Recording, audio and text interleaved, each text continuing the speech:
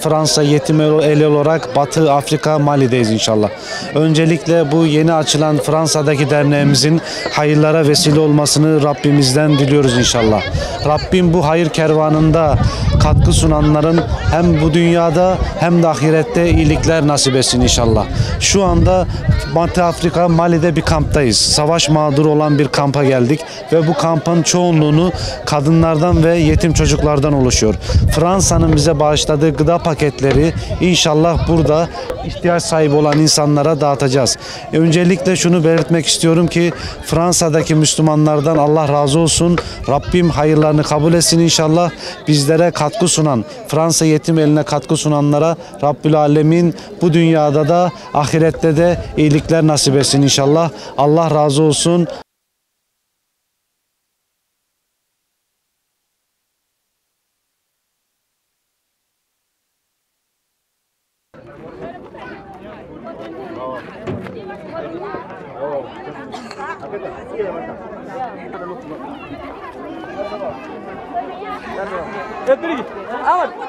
Ahmad Alu. Ndale.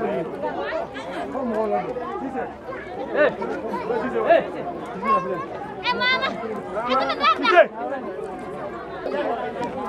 Another dank donta anka. Dank donta anka amana ba e.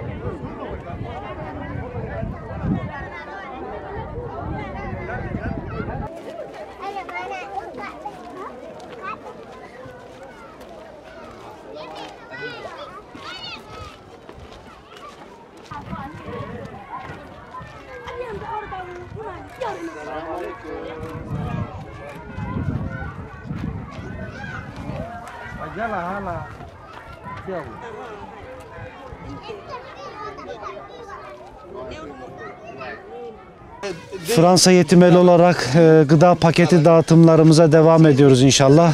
Kamptayız ve kampta çadır ziyaretlerimiz devam ediyor. Bu ablamıza bir gıda paketi getirdik. Geldiğimizde tabii ki bu manzarayla karşılaştık. Kendileri bu çadırda yaşadıklarını söylüyorlar. Bu çadırda hayatlarının devam ettiklerini söylüyorlar. Yetim çocukları var kendisinin.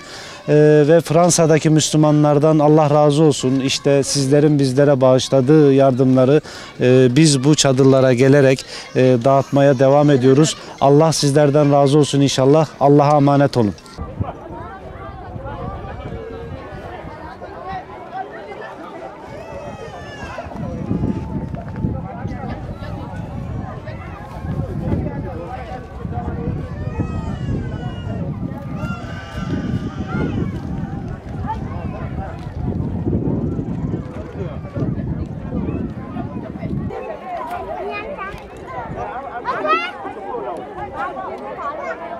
Nó chết à, bạn.